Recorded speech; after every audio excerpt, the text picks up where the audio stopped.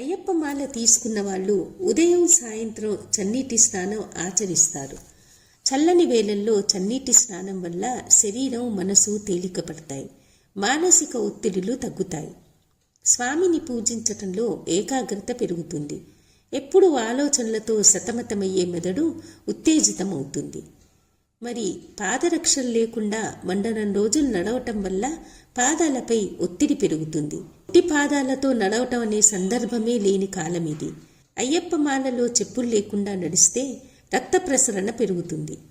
అది గుండె మంచిగా పనిచేయటంలో సహాయం చేస్తుంది. అయ్యప్ప మాల వేసేవారి దుస్తుల వెనుక శాస్త్రీయ కారణం కూడా ఉంది. నల్లని దుస్తులు వేడిని తొందరగా గ్రహిస్తాయి. చలికాలంలో ఈ దుస్తులు శరీరానికి వేడిని అందించి శరీరం వెచ్చగా ఉండేలా చేస్తాయి. ఈ వీడియో మీకు నచ్చినట్లయితే లైక్ చేయండి, షేర్ చేయండి, సబ్స్క్రైబ్ చేయండి.